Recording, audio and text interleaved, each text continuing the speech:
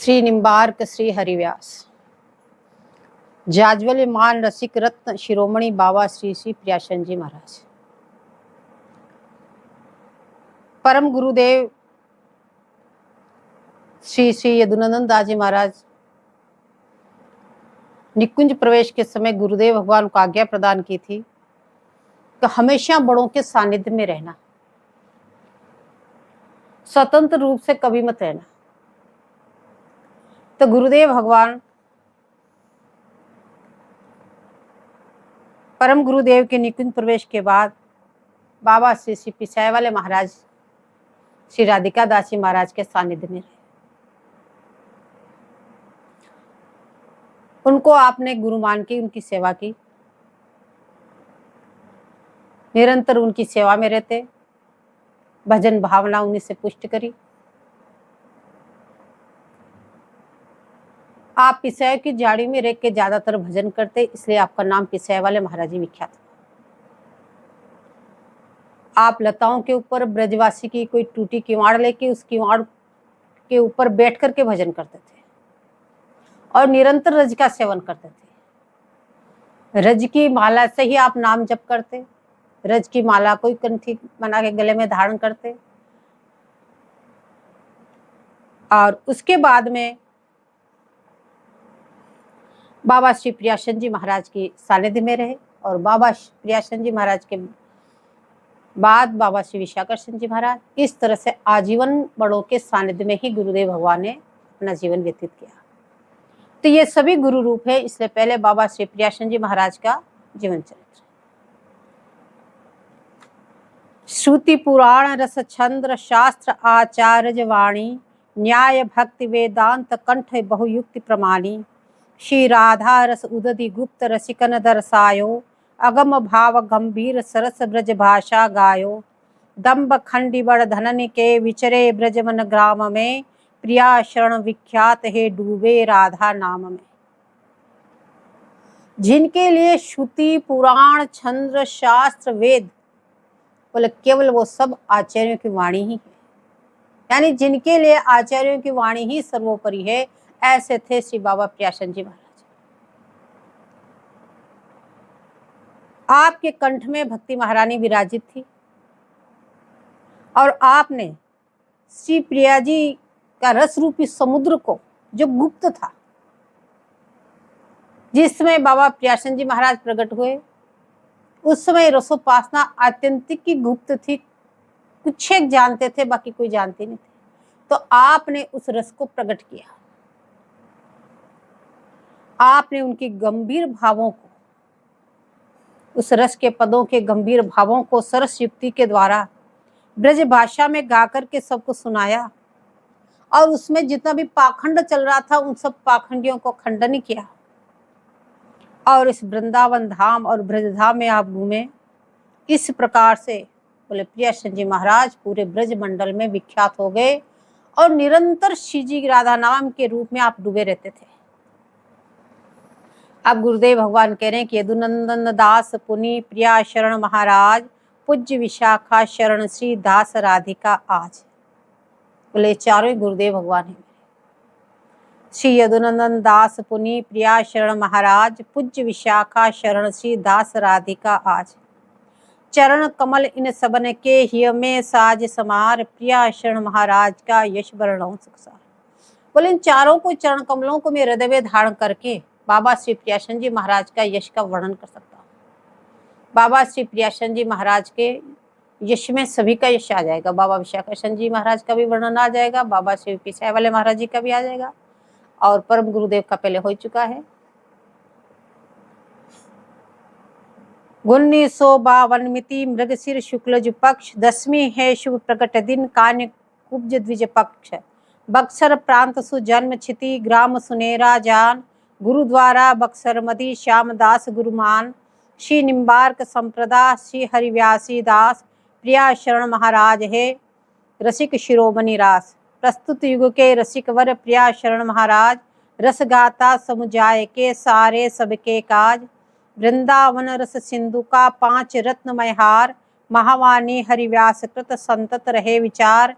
निम्बारक पद नख छटा हिय राखी संयोग, तन वन में मन युगल रस अन्य आस नहीं कोई, कुंज बिहारी शरण अब मांगत है कर जोर, तू यश गायक विमलमती देहु कृपाद्र को।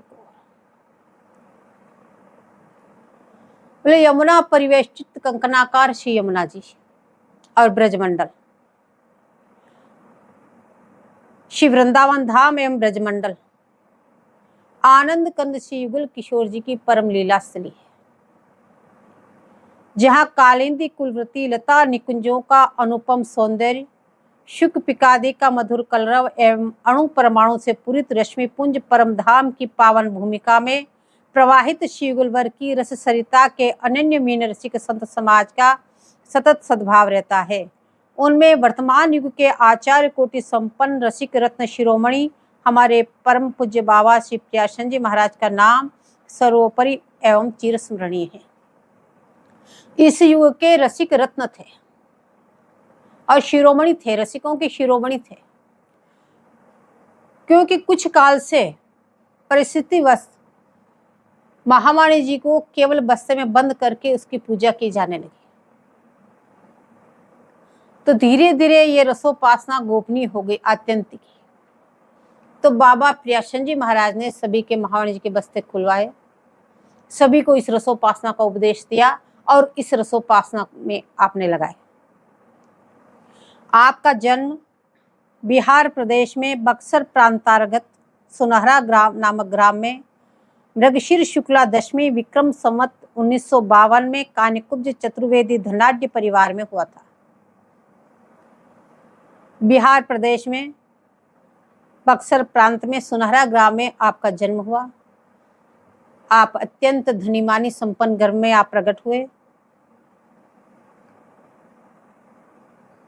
आप अनेक बार कहा करते थे कि हमारे माता पिता रामानंदी थे।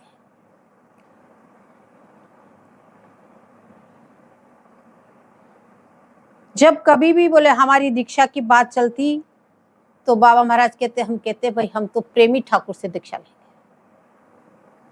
तो इसलिए बाबा महाराज ने भगवान श्री कृष्ण प्रेमी ठाकुर होने से निम्बार संप्रदाय में दीक्षा ली। न तो आपकी माता जी बहुत विदुषमती थी, बहुत ज्ञाता थी, अत्यंत ही भजन करती थी।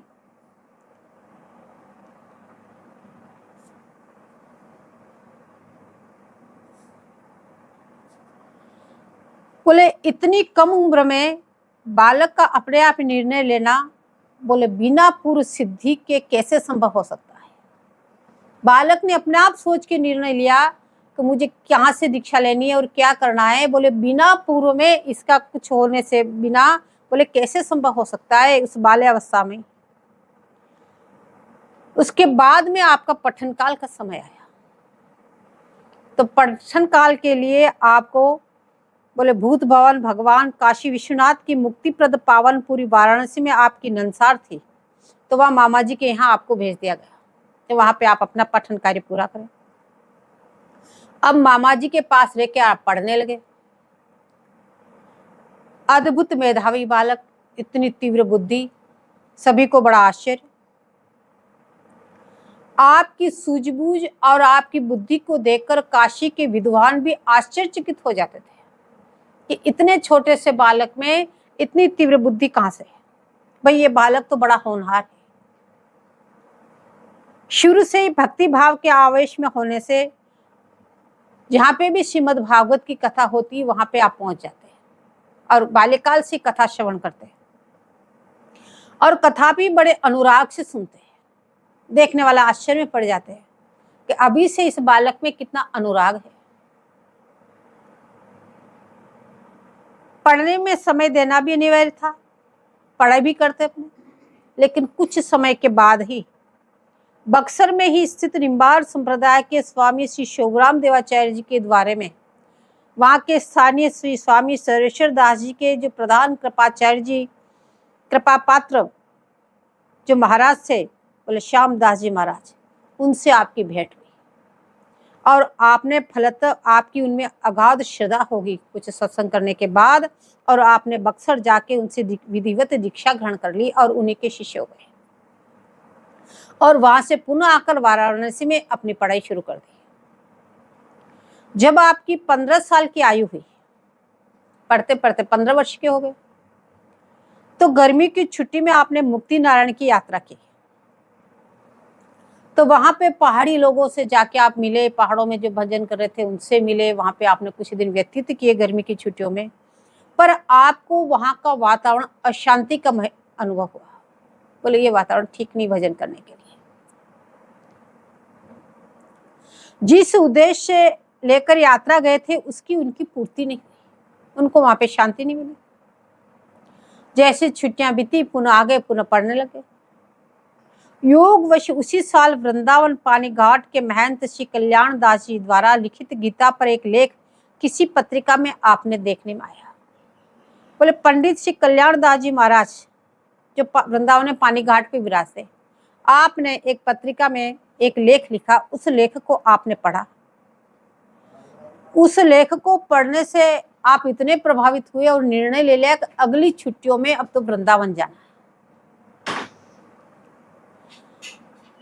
समय आने पर वृंदावन पानी घाट पंडित श्री कल्याण दास जी महाराज के पास आ गए। जैसे अगली छुट्टियां आई, सीधे वहां से वृंदावन आ गए और पंडित कल्याण दास जी महाराज से मिले। इस समय आपकी उम्र सिर्फ 16 वर्ष की थी। केवल 2 ही दिन आप पानी घाट रहकर और आप फिर गोवर्धन पधारे दर्शन करने के लिए। और वहां पे उन दिनों में पंडित बाबा श्री रामकृष्ण दास जी महाराज पूंछरी गुफा पे विराजमान थे। पूंछरी पे जो गुफा थी उसमें आप विराजमान थे, भजन करते थे। तथा श्री गौरांग दास जी महाराज कुसुम सरोवर पे विराजते थे। तो गिरिराज जी की परिक्रमा करते समय कुसुम सरोवर पर आपका गौरांग दास जी महाराज से प्रथम मिलन हुआ। आप दोनों की प्रथम मिलन हुआ वहां पे। तो गौरांग दास जी महाराज जैसे सत्संग हुआ, चर्चा हुई, तो सभी समझ जाते कितना मेवाघावी बालक है, कितनी उत्कंठा है भक्ति रस की। तो आप गौरांग दास जी महाराज ने क्या किया, आपको अपने साथ लेकर पूंछी पर श्री पंडित बाबा के पास पहुंच गए। पंडित बाबा के दर्शन कराए। वहां बातचीत हुई आपस में, पंडित बाबा की और बाबा प्रियाचंद जी महाराज की आपस में बातचीत हुई।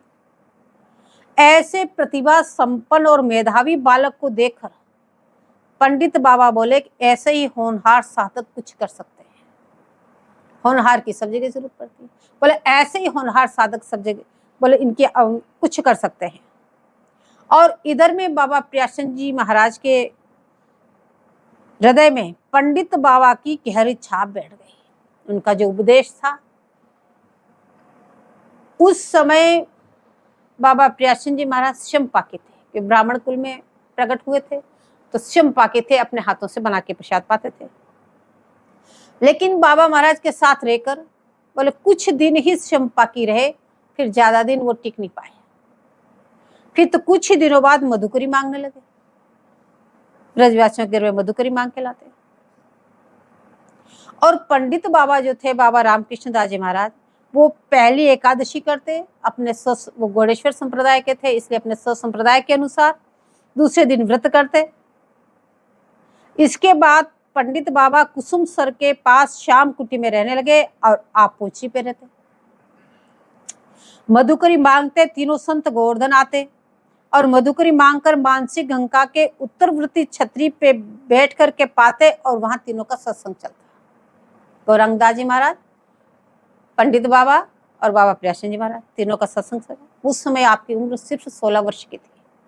अभी केवल छुट्टियां बिताने के लिए आए थे। रात्रि के 9 बजने पर बाबा तो पूंछी चले जाते और पंडित बाबा गौरांग दास जी महाराज कुसुम सरोवर चले जाते। इस प्रकार कुछ ही काल में बाबा ने गौड़ीय ग्रंथों का गंभीर अध्ययन कर दिया।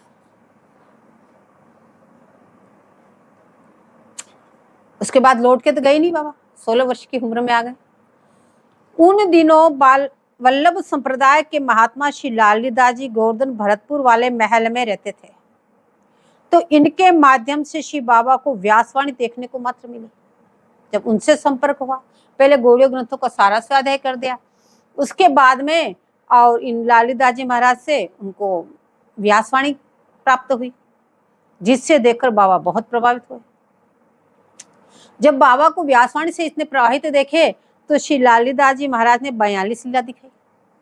42 लीला को देख करके और ही ज्यादा प्रभावित हुए, जिससे देखकर और ज्यादा प्रभावित होकर आप वृंदावन आ गए। यहाँ पर पंडित श्री अमोलक राम जी शास्त्री से ज्ञात हुआ, उसमें अमोलक राम जी शास्त्री विराजते थे, तो उनसे ज्ञात हुआ कि निम्बार्क संप्रदाय में श्री हरिव्यास देवाचार्य जी विरचित महावाणी रसोपासना एक अनुपम निधि है, आप उसे एक बार अवश्य देखें। किंतु वो मिले कहां से, क्यों उस समय कोई छपाई तो हुई थी, सबके पास अपनी अपनी थी, वो भी अपने हाथों से लिख के अपने अपने पाठ करते थे, तो अब महावाणी जी कैसे प्राप्त हो, क्योंकि वह ग्रंथ प्रकाशित तो थे नहीं। पांडुलिपि भी जहां तहां महात्मा लोग छिपा के रखते थे, किसी को बताते नहीं थे अपने स्वयं पाठ के लिए। महावाणी जी भी उसको लिखने के लिए देते, पहले परिपक्वता से जान लेते कितना अन्य है, कितना भजन निष्ठ है, कितना ये है, तो तू लिख के पाठ कर सकता, नहीं तो स्पर्श भी नहीं था। तो उस समय मालूम हुआ आपको कि इसमें पंडित श्री दुलारे प्रसाद जी शास्त्री जी जो कानपुर वाली कुंज निधिवन के पास रहते हैं, वो महावाणी जी लिखवा रहे हैं कि जाके उनसे मिले, आप लिखवा रहे हैं तो हमें भी प्राप्त हो जाए। तो श्री बाबा पंडित जी के पास पहुंचे, उन्होंने कहा कि एक संची ले जाओ, उसको देख लो या लिख लो, उसको लौटा जाना, फिर दूसरी संची ले जाना।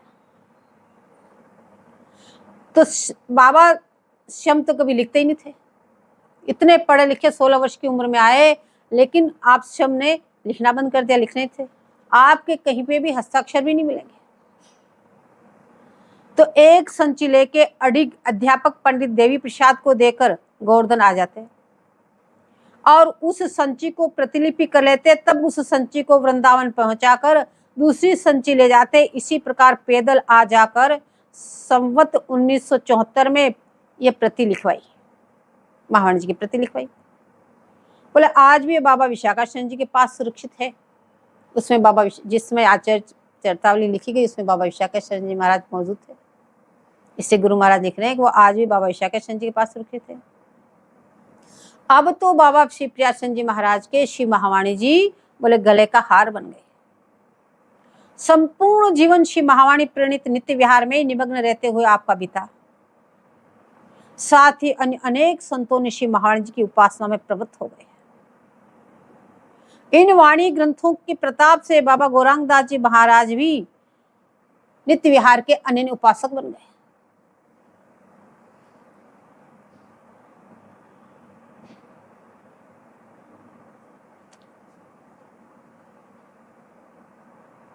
यह कहना अति उक्ति नहीं होगा कि रूप रसिक देवाचार्य जी के बाद श्री महावाणी जी को प्रकाश में लाने का श्रेय बाबा श्री प्रियाचंद जी महाराज को ही प्राप्त हुआ। या तो महावाणी जी का प्रचार प्रसार श्री रूप रसिक देवाचार्य जी महाराज ने किया उस समय, उसके बाद में धीरे धीरे अत्यंत ही गोपनीय हो गई। तो बोले यूं कहना चाहिए कि रूप रसिक देवाचार्य जी ने ही पुनः बाबा श्री प्रियाचंद जी महाराज के रूप में अवतार लेकर के और उस महावाणी जी का पुनः प्रचार प्रसार किया। अन्य आचार्यों तथा रसिक जनों ने अति गोपनीय वस्तु जाकर इसको अपनी परंपरा तक ही सीमित रखी। बोले अत्यंत गोपनीय वस्तु है, साधारण जन इसके योग्य नहीं है, यह जान करके अपने आचार्य परंपरा तक ही इसको सीमित रखी। अन्य किसी के सामने इसका नाम तक प्रकट नहीं किया, लोग जानते नहीं थे महावाणी जी क्या है। उस समय समस्त ब्रजमंडल में तथा श्री वृंदावन में तत्कालीन जितने भी संत महंत भक्तजन एवं पंडित वर्ग थे, उन सब की बाबा श्री प्रियाचंद जी महाराज के प्रति गहरी आस्था हो गई। इतने अल्प वयस्क महात्मा की असाधारण प्रतिभा देखकर सभी लोग आश्चर्य भरी दृष्टि से देखने लगे। इतनी कम उम्र में इतना प्रभाव और इतना सब कुछ कंठस्थ और इतने गुण रहस्यों को बताना।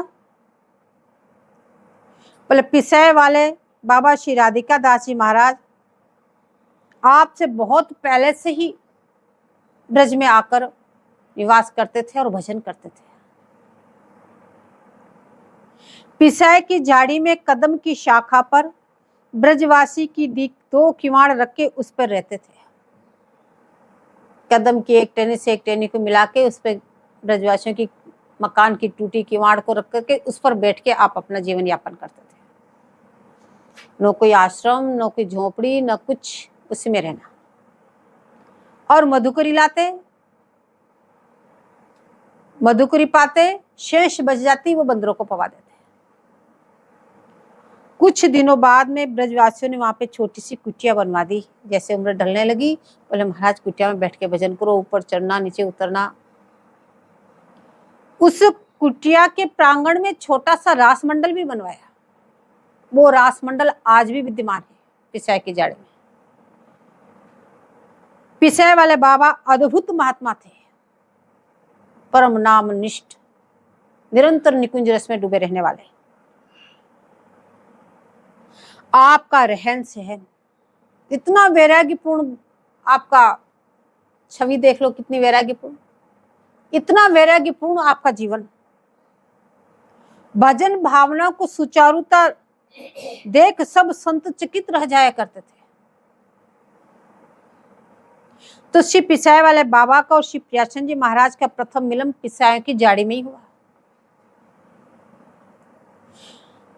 श्री प्रियाचंद जी महाराज की श्री महावाणी प्रणीत रहस्योपासना की चर्चा सर्वप्रथम पिसाई वाले बाबा महाराज के सामने ही होती रही। बाबा प्रियाचंद जी महाराज सर्वप्रथम महाराज जी के सत्संग बाबा पिसाई वाले महाराज जी को सुनाया करते थे। दोनों पिसाई की जाड़ी में एक दूसरे का पास में विराज के सत्संग क्या करते थे। इस कारण से दोनों का आपस में गहरा संबंध हो गया।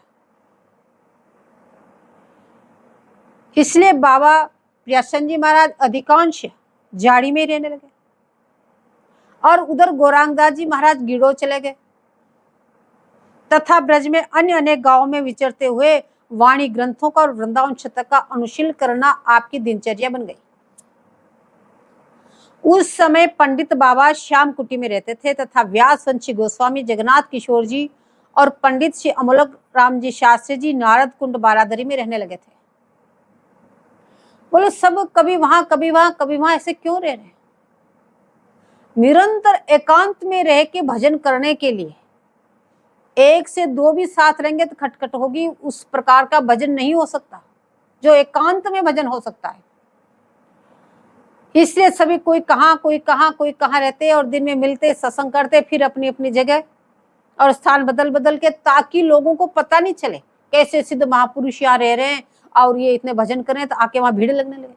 यदि लोगों की भीड़ लगने लगेगी तब भी आपका भजन छूट जाएगा। इसलिए कभी कहाँ आप रहते और भजन करते। नारद कुंड मंदिर के महंत बाबा श्री बनवारी दास जी थे और इन महानुभाव का सत्संग कुसुम सरोवर पर होता था।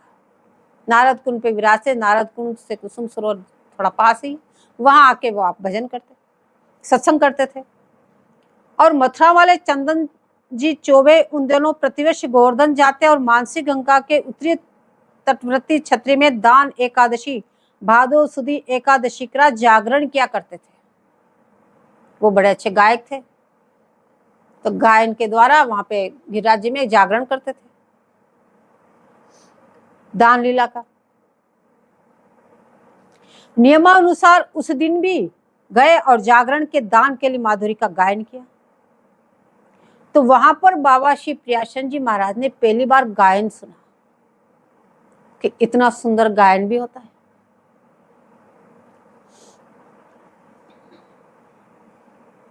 जिससे बाबा बहुत प्रभावित हुए और सवेरे होते ही 24 जी से कहा, यदि आप हमें भी स्वर ताल का ज्ञान करा दे तो हम भी हमारी महावाणी का ग्रंथों का आस्वादन करेंगे, हम भी गायन करेंगे। आपने जैसे दान के लिए गई तो आप तो बहुत अच्छे गवैया है, हमको भी इनका स्वर ताल का ज्ञान करा दो। तो चौबे जी भी आपकी प्रतिभा देखकर मुग्ध होकर बोले कि आप मथुरा आ जाएं, हम थोड़े ही समय में आपको स्वर ताल का ज्ञान करा देंगे। शिव बाबा महाराज मथुरा पहुंच गए। शिव ताल पे चौबों के अखाड़े में रहने लगे और दंड बैठक करने का तो आपका आजीवन शौक रहा। और वहां के बंगाली घाट दाऊजी के मंदिर में चंदन जी का कीर्तन सुनने जाते और गायन भी सीखते। वहां पे नित्य कीर्तन करते थे चंदन चौबे जी, तो उनका कीर्तन सुनते और उनसे स्वर ताल गायन का शिक्षा लेने लगे। थोड़े ही दिनों में बोले बाबा तो अच्छे गवैया बन गए, अच्छे से गाने लगे। और इसी गायन के बीच बीच में, गायन सीखने के बीच बीच में आपका मिलन गौरांगदास जी महाराज से होता रहता था। एक दिन दोनों ने एकांत में बैठकर नृत्य किए। निर्णय लिया नित्य विहार की उपासना ही सर्वोपरि है और नित्य विहार करने लगे। दोनों ही महात्मा बोले विधि निषेध का परित्याग कर तीव्र वैराग्य से विभूषित होकर अपने मंगल विग्रह में रज लगा करके, हाथ में करवा, कंधे पे गुदड़ी, ब्रजवासियों के टुकड़ा का आहार करते हुए नित्य विहार रस के अगाध रस सिंधु में निमग्न रहने लगे। कालांतर में गौरांगदास जी महाराज के गुरुदेव श्री रामदास जी महाराज नवदीप से वृंदावन पधारे और श्री चार संप्रदाय आश्रम में ठहरे। तो वहां पे कुछ लोगों ने कहा, बोले गौरांगदास जी महाराज तो इस तरह से नित्य विहार में निमग्न ही रहते हैं, तो पीछे क्या होगा। तो रामदास जी महाराज ने फिर गौरांगदास जी को बुला के समझाया कि देखो तू तो पार हो जाएगा, लेकिन पीछे वाली पीढ़ियों के लिए तो कुछ करना होगा, इसलिए इनको दिखाने के लिए तुम सारे क्रियाक्रम करो और इनको उपदेश दो। उनकी आज्ञा का पालन करके बाबा गौरांगदास जी महाराज ने उन्हीं के अनुसार अनुसरण किया। बोले संवत 1975 में बाबा श्री प्रियाचंद जी महाराज महंत श्री भगवान दास जी महाराज चटिया स्थान वृंदावन के संपर्क में आए और वहां आकर के आपने उस स्थान में रहकर महंत जी से केलीमाल और ब्यारेन दास जी की वाणी और अन्य स्थानीय वाणियों का गंभीर अध्ययन किया। उसमें भगवान दास जी महाराज से एक दिन श्री बाबा ने रस के पद पूछे तो महंत जी ने कहा, ये बातें तो आपको नवेली शरण जी से जाके पूछे, वो बताएंगे रस के पदों की व्याख्या। उस समय नवेली शरण जी स्थान के संत थे, लेकिन रमन रेती में बारादरी में रहते थे। तो श्री बाबा महाराज ने उनसे समाज ज्ञान सीखा और उनसे बिहारी दास जी की वाणी समझी। टटिया स्थान के ही महात्मा श्री रमन दास जी मुखिया उन दिनों गोवर्धन लाल जी भट्ट के यहाँ रहते थे। उनसे मिलने के कारण श्री बाबा महाराज का भट्ट जी के यहाँ आना जाना हुआ और आजीवन उनसे गहरा संपर्क रहा। बोले संवत 1977 में बाबा श्री विशाखाचंद जी महाराज भी अपना घर द्वार छोड़ करके वृंदावन पधारे। बोले आपका जन्म संवत 1948 पोष शुक्ला तीज रविवार का है। संवत 1979 में बाबा श्री प्रियाचंद जी महाराज से आपका गहरा संपर्क हो गया। आप जब वृंदावन धाम पधारे तो आप बाबा श्री विशाखाचंद जी महाराज व्यासवंशी थे। आप भाई बहुत उच्च घराने के थे, बहुत संपन्न घराने के थे, लेकिन आपने भी सबका परित्याग करके बिना किसी को बताए, जैसे बाबा प्रियाचंद जी महाराज गर्मी की छुट्टियों में वृंदावन आए फिर लौट के नहीं गए, बोले इसी प्रकार से आप चुपचाप उठ के आ गए और फिर लौट के नहीं गए। यहाँ आके आपका बाबा प्रियाचंद जी महाराज के सत्संग में जाके आपका उनसे गहरा संबंध हो गया। बाबा श्री विशाखाचंद जी महाराज को गोस्वामी जी जगन्नाथ किशोर जी महाराज से दीक्षा प्राप्त थी व्यासवंशी होने से पहले से ही, किंतु संवत 1980 फाल्गुन शुक्ला अष्टमी के दिन पिसाय की जाड़ी में श्री राधिका दास जी महाराज की कुटिया में बाबा श्री प्रियाचंद जी महाराज से विधिवत विरक्त दीक्षा ग्रहण करके आप संत बन गए। आपने साधु वेश और सिद्धि स्वरूप बाबा श्री प्रियाचंद जी महाराज से लिया और उसी समय विरक्त संत बन गए।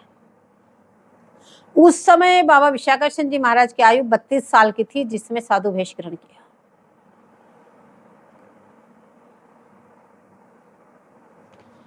निरंतर गुरुदेव श्री प्रियाचंद जी महाराज की सेवा में तत्पर रहने लगे और विक्रम संवत 1948 में श्री बिहारी दास जी महाराज भी वृंदावन आ गए।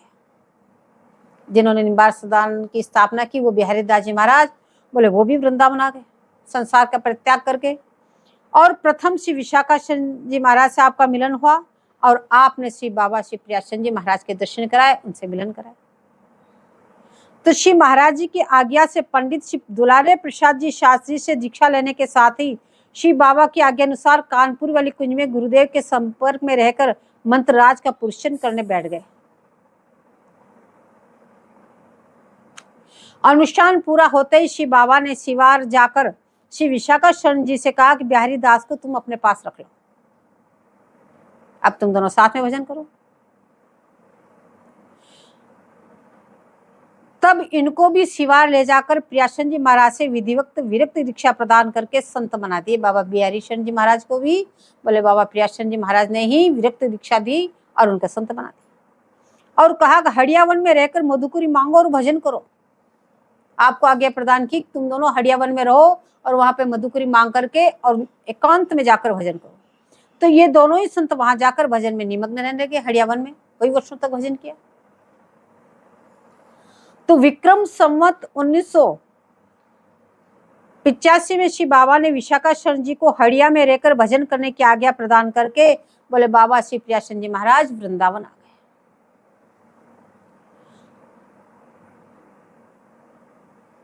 उस समय राधा वल्लभी संतदास जी ने श्री बाबा महाराज से प्रार्थना की कि बाबा मेरे पास सेवक वाणी की टीका है जो अशुद्ध बहुत है, आप इसे शुद्ध कर लें।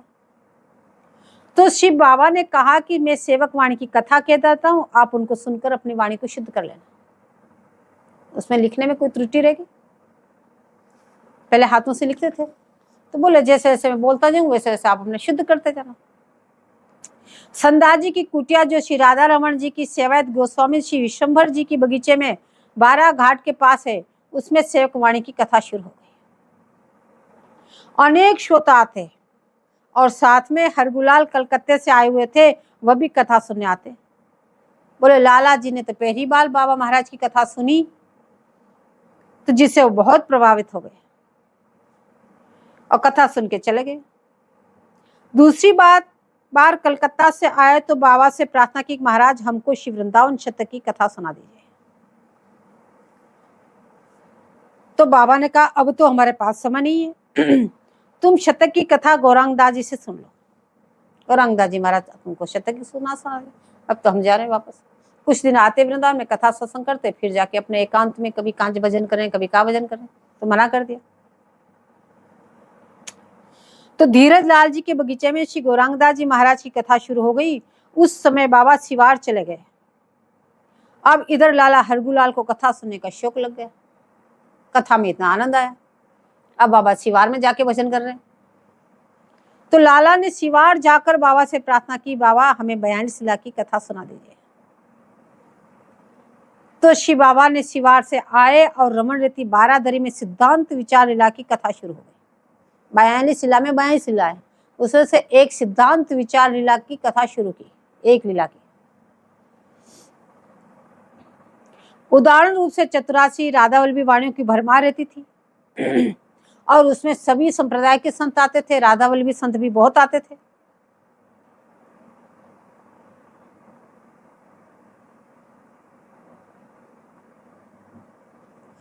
कुछ दिन ये कथा करके बाबा सिवार चले गए।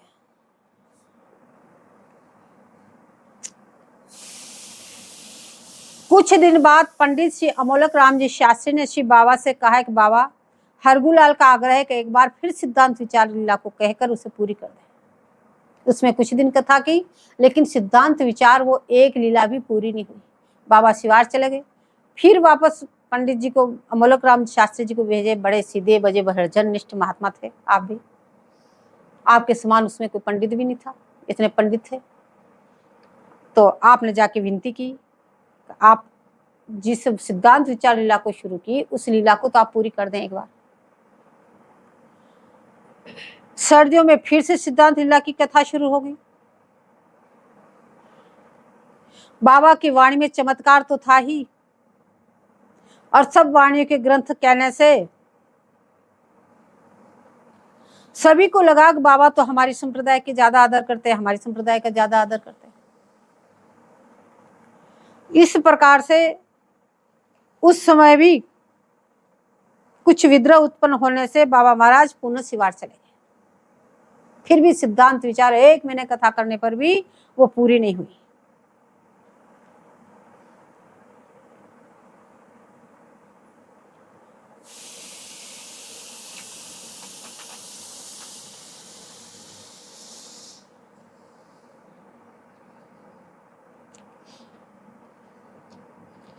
कुछ दिन व्यतीत होने के बाद कुछ प्रेमियों ने बाबा महाराज से प्रार्थना की कि बाबा महावाणी जी की कथा सुना दीजिए। तो श्री बाबा ने कहा, महावाणी जी तो हमारे हृदय की वस्तु है और साथ ही हमारा इतना इसका गहरा संबंध है और इतना उत्कृष्टतम रस है, गहरा रस है इसमें, जो अन्य किसी वाणियों में मिलता ही नहीं।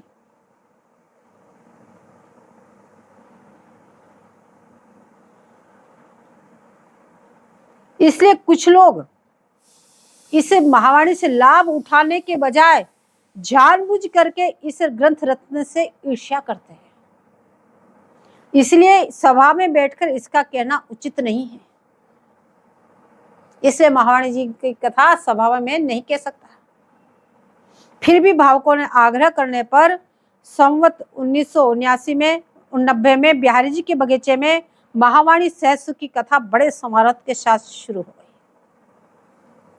अब बाबा प्यासन जी महाराज तो विधि निषेध से उठे हुए शुद्ध महात्मा थे। आप जब विरक्त वेश धारण करके भजन करने के लिए प्रवृत्त हुए, गोपाल मंत्रराज का आपने अनुष्ठान शुरू किया, 10 ही दिनों के अंदर सारी सिद्धियां आपके सामने हाथ जोड़ के खड़ी हो गई। बोले महाराज आज्ञा प्रदान कीजिए, क्या आज्ञा है? आपने जाके पंडित बाबा को सुनाया।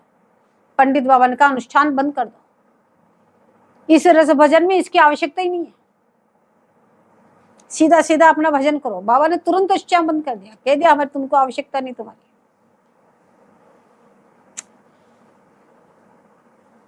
तो इस प्रकार से विधि निषेध से उठे हुए विशुद्ध और शुद्ध महात्मा थे। तो आपने इस कथा में वृंदावन धाम की लता पता और वनराज की रज का अत्यधिक जोर दिया। बोले वृंदावन की लता पता ही सर्वोपरि है हमारे लिए और वृंदावन की रज ही सर्वोपरि है, अन्य किसी का उतना महत्व नहीं है। और वृंदावन के रूख और वृंदावन की रज का सेवन करना ही साधक को मुख्य धर्म बताया। यदि तुम इस रसोपासना को करना चाहते हो तो वृंदावन की लता पताओं का सेवन करना और वृंदावन की रज का सेवन करना, अन्य रज का सेवन नहीं करना। अब यह बात जो विधि निषेध को मानने वाले थे उन लोगों को अच्छी नहीं लगी, किंतु बाबा महाराज के सामने बोलने की किसी की हिम्मत भी नहीं पड़ी जो कुछ बोल सके। अब उसके बाद में बिहारी जी के बगीचे में संवत 1991 में श्री महावाणी सिद्धांत सुख की कथा शुरू हो गई। अब बाबा महाराज ने सिद्धांत सुख की कथा शुरू की। उस सिद्धांत सुख की कथा वो सार्वजनिक करी, जो सहज सुख की करी थी वो कुछ लोगों के लिए करी थी। अब उसमें हरि बाबा, उड़िया बाबा जैसे संत उस कथा में सुनने के लिए आते थे। इस कथा में बाबा महाराज ने गोपाल मंत्रराज की विस्तृत व्याख्या की नहीं और वृंदावन धाम का दिव्य स्वरूप योगपीठ उत्कृष्ट अनूठी प्रकार से वर्णन किया। इसके बाद संवत 1998 में निकुंज रस और ब्रज रस को लेकर बाबा महाराज और कुछ लोगों के बीच में कसामसी शुरू हो गई। कोई के निकुंज रस सर्वोपरि, कोई के ब्रज रस सर्वोपरि, कोई के निकुंज बिहारी ब्रज बिहारी नहीं है, कोई के ब्रज बिहारी है वो निकुंज बिहारी नहीं। लेकिन इधर उधर से बाबा के पास बात आ जाती, लेकिन किसी की हिम्मत नहीं थी जो बाबा महाराज के आंख के सामने कोई बोल पड़े।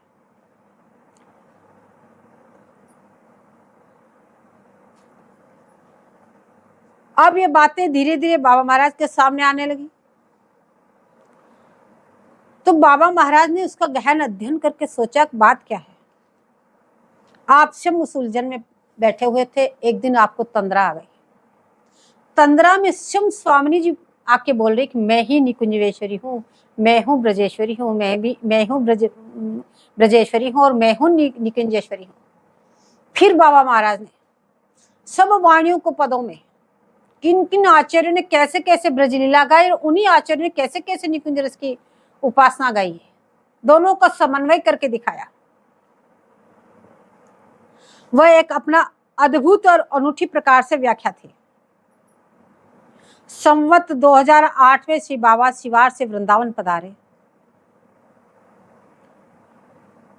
उस बीच में क्या हुआ वो एक संत महात्मा बाहर से आए वृंदावन में और अपनी सिद्धियां दिखाने लगे।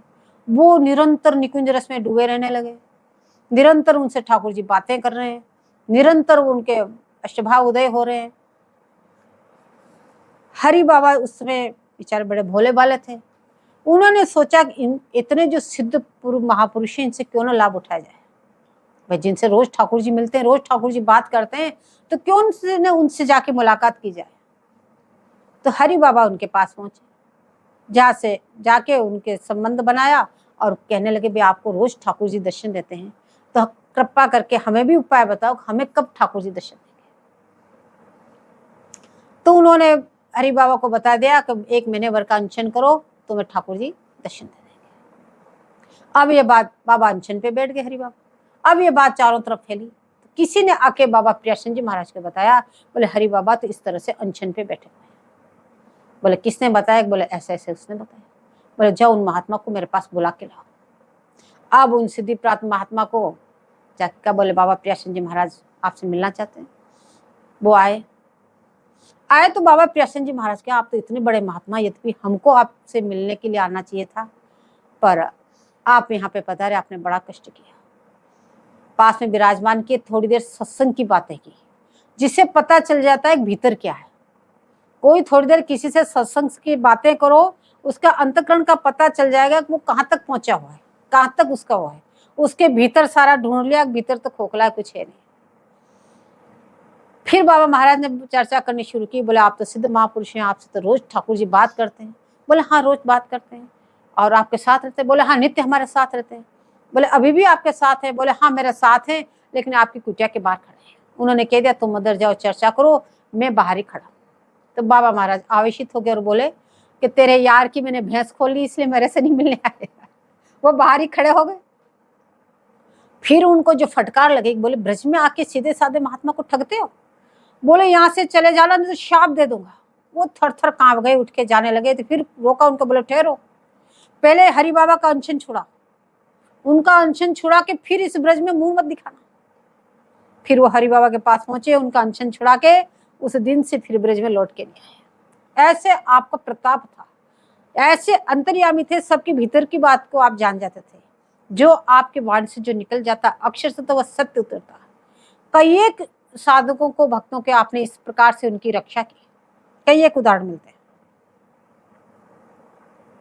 अब जब 2008 में श्री बाबा शिवार से वृंदावन पधारे और श्री निम्बार सदन रमण रेती में विराजमान हो गए। उस समय अनंत श्री विभूषित श्री श्रीजी महाराज के आग्रह से, बड़े जय जय के आग्रह से महावाणी सिद्धांत सुख की कथा शुरू। उस समय बड़े जय जय कुंज में विराजित थे, तो आपने बाबा प्रियासन जी महाराज से आग्रह किया कि मुझे भी महावाणी की सिद्धांत सुख की कथा सुना दीजिए। तो आपके आग्रह से बोले बाबा प्रियासन जी महाराज ने कथा शुरू की। तो श्री जी महाराज कथा सुनने पधारे, तो प्रथम दिन श्री बाबा महाराज ने श्री जी को विधि पूर्वक स्वागत करके यथास्थान सिंहासन पे विराजमान किए और आप महाराज जी श्री के सामने बिनाई बिछाए निरार चबूतरे पे बैठ के कथा प्रारंभ कर दी। फिर महाराज जी के आग्रह करने पर केवल चटे बिछाना आपने स्वीकार कर लिया।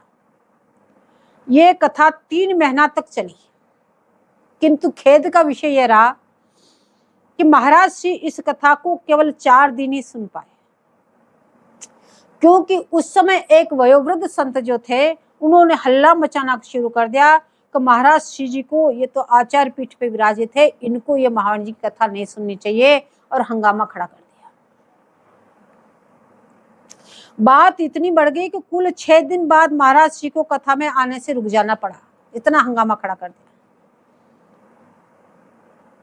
लेकिन ये कथा बकायदा चलती रही, 3 महीने तक ये कथा चली, केवल सिद्धांत सुख पे, और वो भी सिद्धांत सुख पूरा नहीं हुआ 3 महीने में।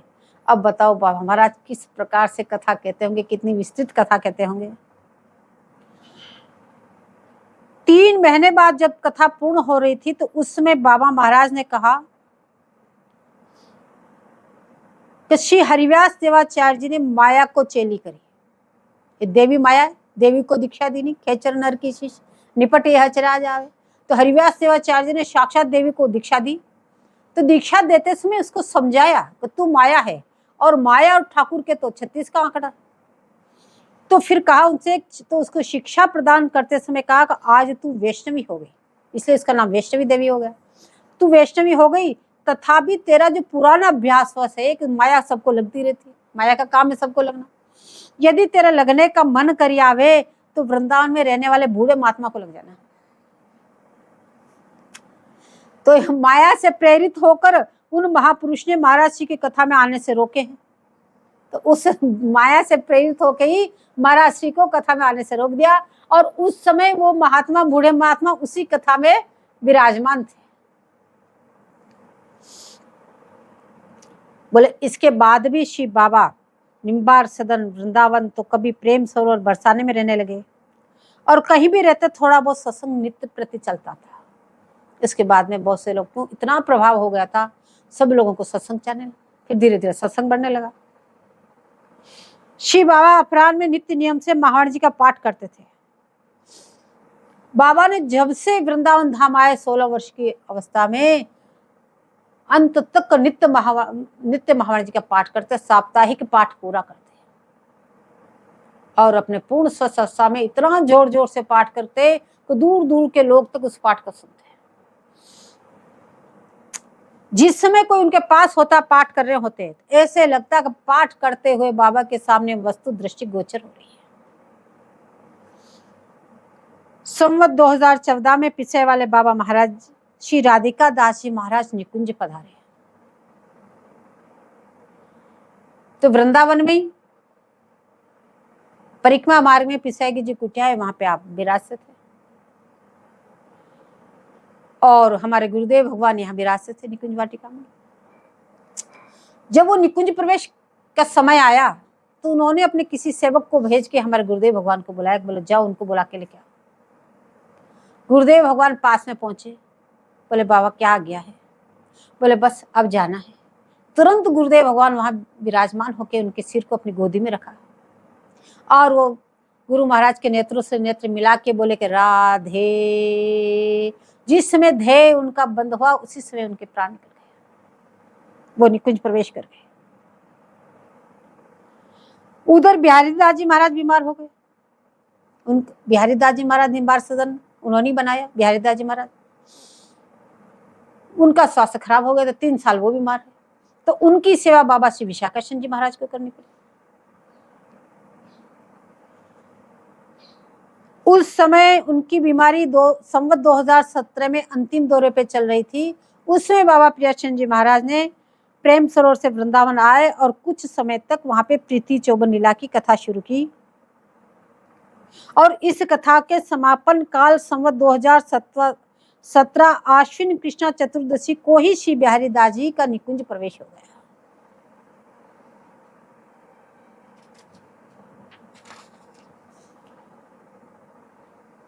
और बिहारी दास जी के महाराज का उत्सव होते ही बाबा श्री प्रेम सरोवर चले गए, और बाबा विशाखाचंद जी महाराज रंग भवन में रहते थे, रंग भवन में रहने लगे।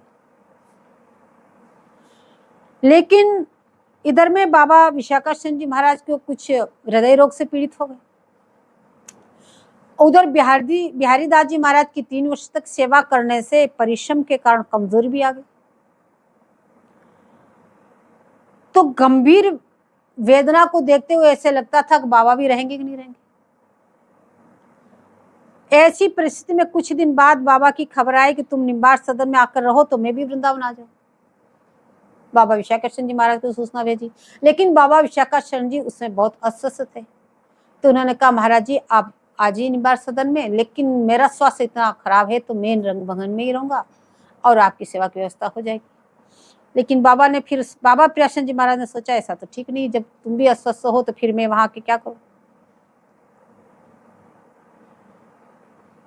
तो ये बात बाबा को स्वीकार नहीं हुई। तो बाबा प्रेम सरोवर में रहते हुए मथुरा वाले लाला हीरालाल जी शराब की मार्फत से सेवा लेना शुरू कर दी, क्योंकि वो भी बुजुर्ग हो गए थे, उनको भी सेवा की जरूरत पड़ी, तो वो वहां रह के उनकी सेवा होने लगी। कुछ दिनों बाद प्रेम सरोवर महंत गदाधर दास जी के स्थान को छोड़कर लाला प्रताप चंद्र जी के रिश्तेदारों की धर्मशाला बरसाना अड्डे पे ही रहने लगे। अंत में गोवर्धन लाला काशीनाथ अकोला वालों की धर्मशाला में सही रूप से रहने का विचार कर अंतिम समय तक आप वहीं विराजे।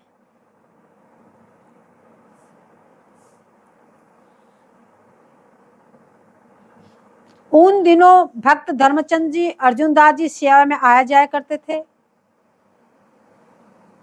67 साल ब्रजवास करके 81 साल 4 माह 7 दिन की आयु में फाल्गुन कृष्णा प्रतिपदा 2033 के सवेरे 9 बजे गोवर्धन की रज प्राप्त की और ग्वाल पोखरा के पास श्री वृंदावन के अनेक संत भक्तों सहित बाबा श्री विशाखाचंद जी महाराज, श्री माधुरी दास जी महाराज और लेखक भी अंत्येष्टि में शामिल हुए और गिरिराज जी की तरेटी में अंत्येष्टि की गई। वहां पे गोपाल बाबू ने छोटा सा स्मारक भी बनाया गया जो आज भी विद्यमान है बाबा प्रियाचंद जी महाराज की समाधि के नाम से।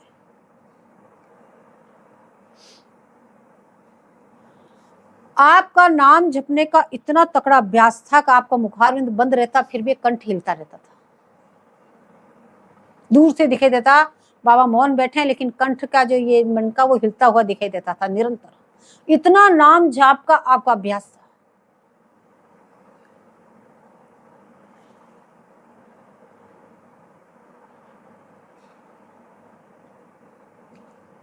उसी फाल्गुन में आपके एकमात्र शिष्य बाबा श्री विशाखाचंद जी महाराज ने निम्बार सदन रमणेती वृंदावन में भारी समारोह के साथ 7 दिनों का विशेष उत्सव मनाया बाबा श्री प्रियाचंद जी महाराज का, जिसमें अनंत श्री विभूषित श्री जी बड़े जय की पधरावनी हुई और महाराज जी के तत्वावधान में बृहद श्रद्धांजलि समारोह संपन्न हुआ।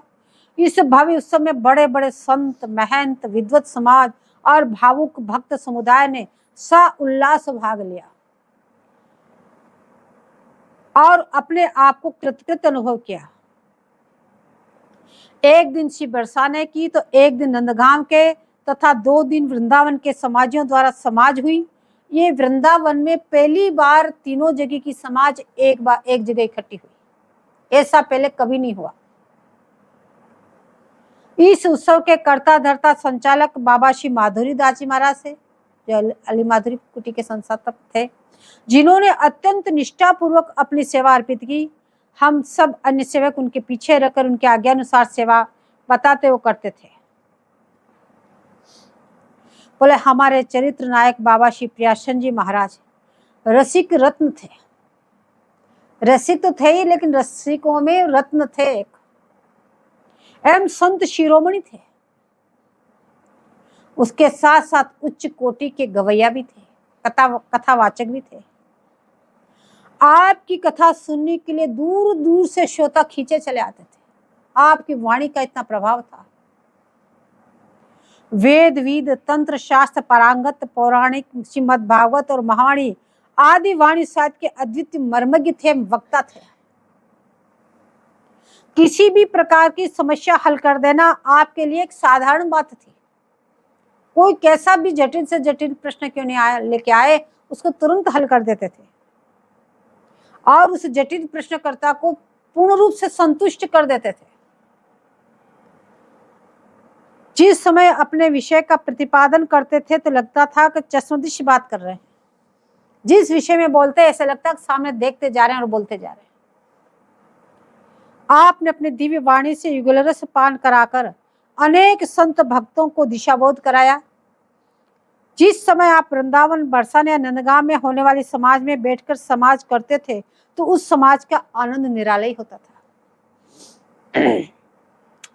बरसाने में भी राधाष्टमी पे और होली पे जो समाज होती है गुसाई जी की, उसमें जरूर जाते थे बाबा महाराज और स्वयं विराजमान होते और स्वयं गाते थे।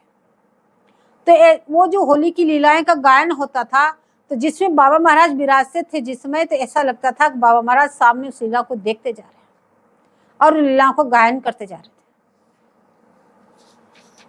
बोले वर्तमान में युगल उपासना का चमत्कारी स्वरूप जो दृष्टिगोचर हो रहा है, जहां कहीं भी महाराज जी रस की उपासना या युगल उपासना का जो आपको दृष्टिगोचर हो रही है कि यहाँ युगल उपासी है, ऐसे उपासना की जा रही है, बोले ये सब बाबा श्री प्रियाचंद जी महाराज की अनुपम देन है।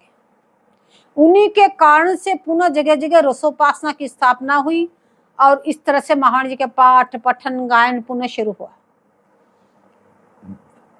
बोले साधक के स्वरूप में रसोपासना ढाल देने वाले आप बड़े प्रवीण कलाकार थे। कोई भी किसी भी प्रकार का साधक क्यों ना आ जाए उसको रसोपासना में लगा लेना आपका तो चुटकियों का काम था। सब कुछ का परित्याग करके उसको रसोपासना में लगा देते थे। आपकी दिनचर्या बड़ी आदर्श थी। आपके मुखारविंद से राधा नाम की अजस्र धारा प्रवाहित रहती थी। निरंतर राधा राधा राधा राधा राधा राधा राधा नाम उनका चलते ही रहता था, उनका कंठ हिलते ही रहता था। चाहे वो सत्संग करो, चाहे वो पाठ करो, कुछ भी करो, फिर भी अखंड कंठ से राधा राधा राधा नाम उनका हिलते ही रहता था। इतने नाम निष्ठ थे और निरंतर भावना में डूबे रहते थे।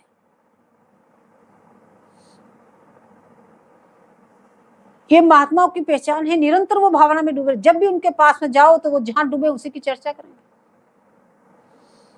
कभी अन्य किसी की चर्चा कर ही नहीं सकते, जो जहां है वहीं की चर्चा शुरू कर देगा। निरंतर वो भावना में डूबे रहते थे। आपका वैराग्य भी बड़ा तकड़ा था। एक बार आप मधुकरी मांगने गए किसी ब्रजवासी के यहाँ। वहां पे एक नई नवेली थी। मधुकरी देते समय उसका पैर बाबा के अंगूठे से छू गया। बाबा ने सोचा सहज स्वाभाविक छू गया होगा, पहले दिन कोई ध्यान नहीं दिया।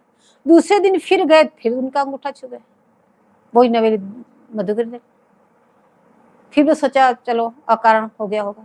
तीसरे दिन फिर उसका पैर छुआ तो उसमें पंडित बाबा साथ में थे। पंडित बाबा से आके बोले कि आज के बाद मैं इस घर में मधुकरी मांगने नहीं आऊंगा। वहां बाहर खड़े थे उस, तो बोले क्या बात है, क्यों नहीं आओगे, ये तो बड़ा भक्त परिवार है, रोज ही मधुकरी देता है।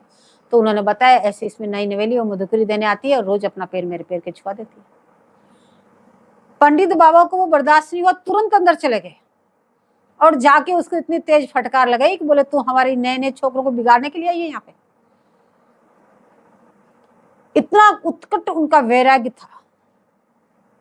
कटित तक इतनी सी साफी धारण करते, मंगल विग्रह पे रज धारण करते। एक बार मधुकरी मांगने के लिए गए 3-4 संत। पंडित बाबा साथ में, की मधुकरी नहीं मिली। बाबा बोले कि लोग तो दौड़ दौड़ के मधुकरी मांगने देने आए, आज क्या बात है, मधुकरी क्यों नहीं मिल रही। सबसे पूछा किसके पास क्या है। एक महात्मा ने बताया कि मेरे पास 7 रुपए। बोले इसीलिए तो मधुकरी नहीं मिली। बोले फेंको इसको। उसको फेंक दिया, तुरंत मधुकरी मिल गई।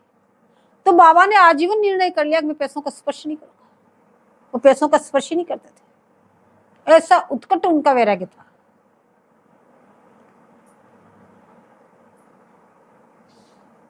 बोले लेखक को गुरुदेव भगवान कह रहे मुझको भी दीर्घ काल तक आपके श्री चरण कमलों का सानिध्य प्राप्त रहा। गुरुदेव भगवान कह रहे कि मुझ दास पर तो आपकी अनूठी और अनुपम कृपा थी।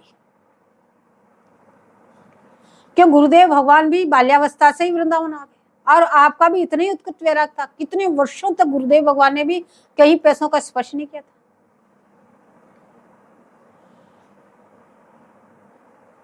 तो आज के दिन गुरुदेव भगवान कह रहे हैं कि मेरे पास जो भी कुछ है वो सब श्री बाबा प्रियाचंद जी महाराज की कृपा के, अनूठी कृपा का ही फल है। उनकी जो एक अलौकिक कृपा थी मुझ पे, उसी का फल स्वरूप है जो मेरे पास जो भी कुछ मैं आपको बता रहा हूँ या जो वाणी ग्रंथों में लिखा, बोले वो सब बाबा श्री प्रियाचंद जी महाराज की अनुपम कृपा का ही फल है। आज भी श्री बाबा महाराज की कृपा कल्पतरु की छाया में जीवन यापन करता। बोले आज भी बाबा महाराज की कृपा का ही फल है, उन्हीं में मैं करता। बोले एक दिन की बात, उसमें बाबा श्री विशाखाचंद जी महाराज निकुंज वाटिका में विराजते थे। अंदर शयन कर रहे थे, गुरुदेव बाहर वाले बरंडे में शयन कर रहे थे। अचानक उनको स्वप्न में आया कि बाबा प्रियाचंद जी महाराज आए निकुंज प्रवेश के कई साल बाद। तो सोए हुए से उठ के बैठ गए, आके पास में बैठ के बोले तेने बहुत अच्छा किया, निकुंज वाटिका में आ गया और तुम इतने दोनों अनन्य हो, इससे मैं बहुत प्रसन्न हूँ। तुम पे श्री जी की कृपा निरंतर बरसी रहेगी और मेरे कृपा भी तुम पे निरंतर बरसी रहेगी।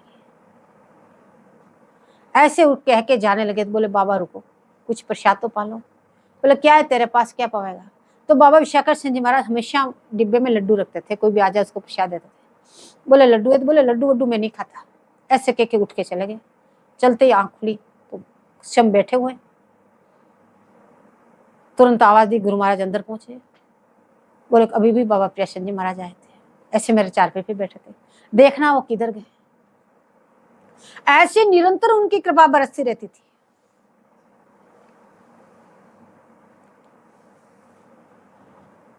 आपका अगाध चरित्र सिंधु में आपकी और बाबा श्री विशाखाचंद्र जी महाराज की प्रेरणा से दास को एक आचमन मात्र लेने का सौभाग्य प्राप्त हुआ है। गुरुदेव भगवान कह रहे हैं कि मैंने जो भी ये कुछ लिखा केवल उनका जो जीवन चरित्र है उसमें से एक बूंद का आचमन मात्र लिया है, बाकी उनका वास्तविक जीवन चरित्र तो कौन लिख सकता है। रसोपासना के पुनर्उद्धारक रूप में श्री बाबा प्रियाचंद जी महाराज का चिरस्मरणीय नाम लिया जाएगा। बोले रसोपासना का पुनरुद्धारण तो उद्धार तो बोले बाबा प्रियाचंद जी महाराज ने ही किया, क्यों उसके पहले काल में सब भगवान की प्रतिमा को तोड़फोड़ करने लगे, वाणी ग्रंथों को जलाने लगे, तो लोगों ने सबको एक बक्से में बंद करके महावाणी को और ताले में बंद कर दी सुरक्षित रखने के लिए, और लोग उनकी केवल पूजा करने लगे। समय पाके जब समय अनुकूल आया तब भी लोग उसी तक सीमित रह गए, बोले कि ये तो महाराज जी तो केवल आरती और भोग लगाने के लिए। तो इसका पुनः वस्त्र खुलवाए बोले बाबा श्री प्रियाचंद जी महाराज ने, पुनः इस रसोपासना को सब में बांटी, सबको इसका ज्ञान कराया, सबको ये उपासना प्रदान की। बोले आपके पतित पावन चरण कमलों में श्रद्धा सुमन समर्पित करते हुए आशा करता हूं कि श्री बाबा महाराज और आपके प्रिय कृपा पात्र श्री बाबा विशाखाचंद्र जी महाराज और श्री बाबा महाराज चरण कमलों के अन्य अनेक चंचिक वृंद श्री बाबा का किंचित गुणगान पढ़ सुनकर अवश्य प्रसन्न होंगे। अब उत्सवकालीन श्रद्धांजलि समारोह में जो कुछ श्रद्धांजलियां आपको अर्पित की वो यहाँ उद्गत है। जय जय श्री हरिव्यास।